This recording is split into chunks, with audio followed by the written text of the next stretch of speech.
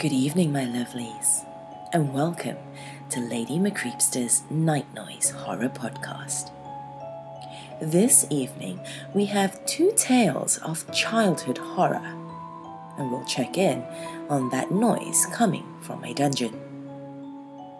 The first tale comes from author Athena Bennett on Creepypasta.com. It's about a boy, a girl, and his favorite color, blue. So come, lean in closer, and we'll begin.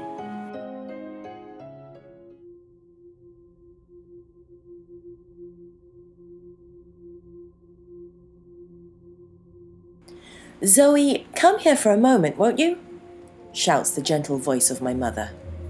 I pull myself hesitantly away from the picture I'd been drawing, and, a pale hand resting softly on the banister, I made my way downstairs, footsteps silent. "Mama?" I call, wondering which room I would find her in. "I'm in here, Zoe," she responds from the kitchen. Still clutching a red crayon in my right hand, I push open the door to the kitchen. Warm air hit me, bringing with it the fresh smell of apple pie and cinnamon. "Zoe, honey, this is our new neighbor. He lives just up the road." She introduces me to a boy a little taller than me, clad in blue jeans, blue sneakers, and a blue flannel. Blue. So different from the red coloring crayon I still clutched. "His name is Zane, honey. Won't you introduce yourself?" My mother urges, hopeful that I would soon have better company to keep than my worn teddy and a box of crayons. "I'm Zoe," I say blankly, locking eyes with Zane. Unsurprisingly, his eyes were blue. He smiles a small smile, holding out a hand just as pale as mine. I stare at it, a thought coming to me just then. How had he gotten here? The nearest vacant house was about a mile away, which did actually make him our closest neighbor. As far as I knew, though, 8-year-olds didn't walk for miles alone. At least, none that I knew, other than Zane. Hesitantly, I place my hand in his and shake it. His smile seems to grow as I do this, but it still doesn't beat my mother's, which had spread so far that I feared her teeth would break. She clasps her hands together with a finality I hadn't seen before, and has me sit next to him at the table to eat a slice of the pie I had smelled when I'd first come into the kitchen. He eats quietly, which I appreciate. Other boys at my school liked to chew with their mouths open, smacking their lips together and allowing slobber to dribble down their chins. Zane, though, didn't let any of the disgusting slobber escape his mouth as he chewed with both lips closed, quiet as a bug. "You like red," he says as soon as my mother leaves the room. It was the first time I'd heard him speak. His voice was smooth, I noted. Smooth as ivory. "And you like blue?" I reply as we settle back into a comfortable silence. When we are done eating, my mother ushers us upstairs, giving me instructions to show this blue-loving boy my toys. I obey, showing him my worn teddy, Lancelot, and my favorite box of crayons, and my toy chest of building blocks and other such toys. I show him my puzzles, which were missing most of their pieces too. He picks up a blue crayon, the only crayon in the box that was unused. It was a sort of sacred thing, that blue crayon, for the simple fact that it was perfect, sharp, and new. "Can I draw?" he asks.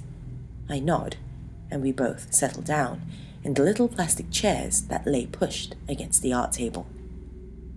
He picks a clean white sheet of paper from the stack in the middle of the table, and I take one as well.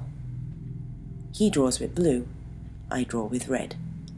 Though neither of us said very much, I was content in the fact that Zane had quickly become a friend.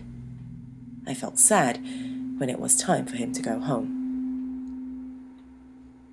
I watch out the window as he walks down the road, turning away as he disappears behind the copse of trees at the edge of our property. My mother startles me, her cheerful voice loud after the silence that Zane had brought. "Oh, I knew you two would get along," she says happily. I think she was more excited over Zane coming by than I was, to be quite frank. "You two are so cute together. What did you draw?" she says, picking up the pictures that Zane had drawn with the perfect blue crayon. She smiles in delight at his picture, a drawing of me, all in blue. I myself had drawn him in red, despite his apparel. "Oh, these are so precious. He'll come back tomorrow for sure." And he did. He came back that day, and the day after that, and the day after that. I don't think I ever saw his house or where he came from, as my vision was limited to the pesky trees. It came to a time when he'd earned the privilege of staying the night over. He came that day with a blue overnight bag, wearing blue pajamas that contrasted greatly to my own red pajamas. My mother even took pictures of us standing side by side, arms slung over each other in a rather chummy way. "You two can play outside for a while, but please stay away from the well." We both agreed and went outside. We abided by that one rule for the whole day, and when we sat down for supper, our cheeks were rosy red from the cold, the only red I'd ever seen on Zane. We ate greedily, nonetheless managing to maintain our table manners, and went upstairs to draw for a while before bed. Zane seems frustrated, excited, and can barely sit still at the drawing table. His restlessness affects me as well, and finally I have to ask, "Why are you so jumpy?" "I want to see the well, Zoe." I blink in confusion. "Why?" I ask. "Because it'll be exciting. It'll be so very exciting, wouldn't it?" His smile is infectious, soothing away my worries, and soon we are on the stairs and out the door. The cold grass tickles the soles of our feet, and our faces turn red once more. This does not stall our journey to the well, though, because we are young and excited, and in those few rebellious moments, we are invincible. Zane puts a finger to his lips, smiling. "Tonight, we see the black water of the well in her full glory. She'll reflect the very sky we stand under," he says grandly. I stare at the well, which I had never paid very much attention to in past years, for the simple fact that my mother had forbidden it. "Do we push it or pull it?" I mutter, referring to the wooden cover that concealed the inside of the well from view. "We push it." Both of us lay our pale hands on the cold wooden cover and push with all our strength until the cover gives and we are given a clear view of the well's dark water. Zane pulls himself up to the edge of the stone well and begins walking around the rim quickly, gloating. "I am the king of the well, king of the well," he sings. "King of the well, and I'm never gonna fall." He holds out his hand, and I take it as he helps me up onto the edge of the well. "Here is my queen. She's queen of the well, queen of the well, queen of the well. We rule the well, we rule the well, we rule the well, and we're never gonna fall," he sings. I smile, gaining confidence in step as we dance around the well. He repeats the tune. "I am the king of the well, the king of the well, the king of the well, and I'm never gonna fall." "Ah!" he says, releasing my hand as he teeters, attempting to gain balance. He does, and we continue our dance around the well. I go a bit more carefully, but he is intent upon proving to the queen that he is truly the king of the well. "I am the king of the well, the king of the well, the king of the well, and I'm never gonna fall. Here is my queen. She's the queen of the well, the queen of the well.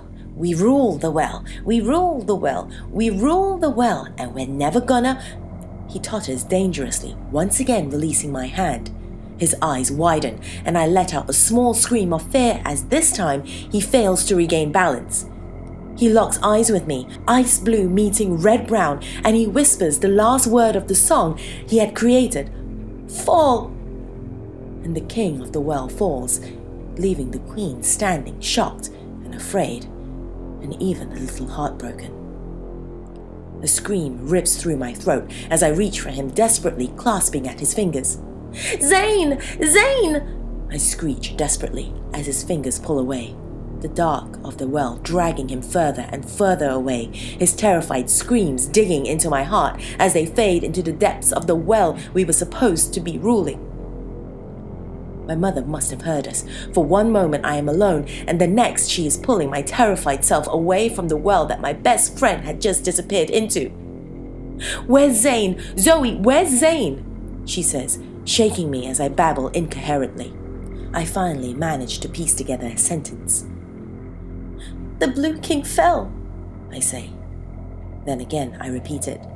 "Mama, the Blue King fell." Her eyes widen in horror. The police are called. It takes days to retrieve Zane's body from the well, and when I see his body, I laugh. I laugh at the cruel irony given me by the sight of the boy who'd been blue in almost every way. His skin was blue now too.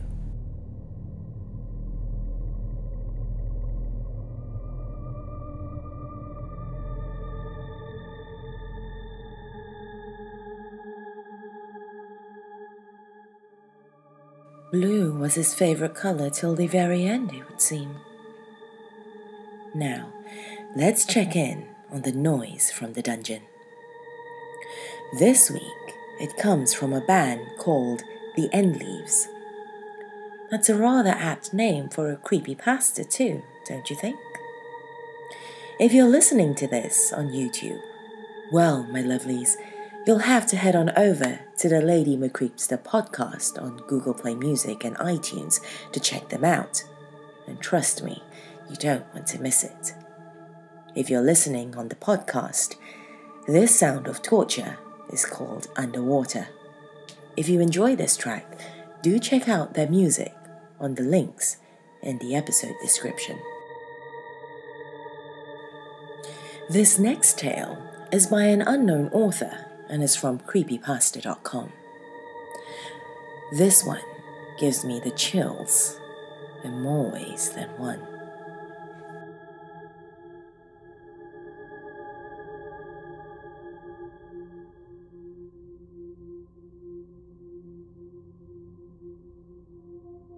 David sprung out of his seat when the bell rang and hurriedly got his jacket. He could tell that everybody else in the school shared his excitement, and why wouldn't they? It wasn't often it snowed in Louisiana.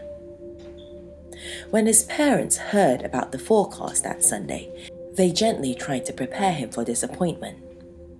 They told him that it hadn't snowed in their town in 14 years, and even if it did snow, it probably wouldn't have been enough to do much of the things kids do while playing in the snow. But their son was a 6-year-old who was told he would see snow for the first time. They knew that their words fell on deaf ears. Despite the odds, by some miracle, it snowed a few inches on that Tuesday night. It was something that was almost unheard of for the climate they were in. It was more than David could ever hope for. As he rushed out the school into the biting cold, he saw his friend Amber waiting for him out front. She was grinning ear to ear and waved for David to hurry up. They had made a plan with a few other kids to get together after school that day and play in the park, and she didn't want to miss any of it. The two of them walked through the path they took every day, made less familiar by the white blanket covering the landscape. The plan was to quickly get home, grab the extra layers of clothing their parents had insisted on, as well as any other supplies they thought they would need, and rush to the rendezvous point the group had set up. Before long, they passed the woods near Amber's house, and she rushed off to take her shortcut home. David waved goodbye and hurried off. About an hour later, David met with his friends at the park. But while he scanned over the faces, he realized that Amber wasn't there. He asked the others about it, but they were just as confused as he was. They all decided to just start without her and let her join when she arrived. David had fun that day, doing things he'd never thought he would get to do, but the thought of Amber weighed on his mind, the thought becoming heavier and heavier as the day continued. She never showed up that afternoon. David was concerned, but figured that something must have come up. Even so, it felt strange to do what he and Amber had been talking about for days without her. He went home earlier than he thought he would that morning. Amber's house was out of the way on his walk home, but near his house he had a clear view of the forest he saw her run off in. After a moment, he went inside. The next day, the snow still had not melted away, but any joy that fact would have brought David evaporated with the announcement he got at the beginning of school. Amber had gone missing. Her parents had been looking for her since the previous evening when she didn't come back from the park. They searched the town, looking through the woods, and notified the police, but she had yet to turn up. No sooner had this news come to David than he was asked questions by the police about the previous day. They urged him to try to remember anything odd about the way she was acting on their walk home, but nothing came to mind. There was nothing about that walk home that was different from the scores of others they took together. The school day was miserable. Any anticipation the snow had given him was gone, and he just wanted to go home. That afternoon, as he walked the path he and Amber took every school day alone, he tried to think if there was anything he saw that would give him some sort of clue. He racked his brains, but turned up empty. He looked up and realized that he was almost at his house, and he saw those woods to his right. He looked over the landscape. Freshly fallen snow forms an even blanket over the ground, but the elements blow it around in footprints from man and beast alike, pockmarked it within hours. The snow he saw before him was no longer the smooth white layer he had seen yesterday. It was at that moment that he saw it. It was muddled, loosely defined, and interrupted several times by other tracks, but it was Amber's trail of footprints, he was sure of it. They followed the same path she had taken the previous day, and had a shape matching the boots she was wearing. This was the clue he was looking for. He eagerly followed the tracks, knowing that they would lead him to Amber. He walked beside them into the woods until he hit a wall a minute later. The footprints stopped. It was like she halted dead in her tracks, but there were no footprints leading away from that spot. It was as if, at that moment, she just vanished. Looking around, he saw that her trail wasn't the only one that was cut off. Other animal tracks, some he recognized and some he didn't, followed the same path. Suddenly, David became uneasy. He started regretting following the footprints without letting anybody know where he was going. His curiosity was replaced by the feeling that he shouldn't have been where he was standing. He resolved to follow the tracks back out of the woods and tell his parents about what he found. It was when he had finished that thought that he heard something in the trees. He didn't have time to look up. During that winter, 6 children had disappeared from the town. Their whereabouts have yet to be determined, and there were no leads that anybody could have followed. Every parent feared for their children. the disappearance stopped as abruptly as when they started when the snow melted.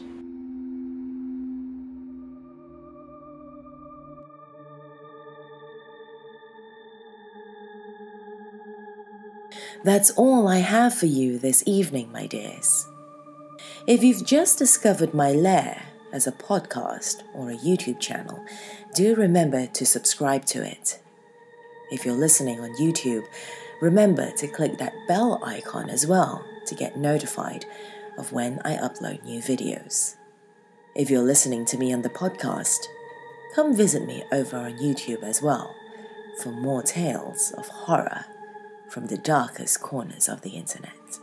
Come visit me again soon, my dears. Till then, sweet dreams.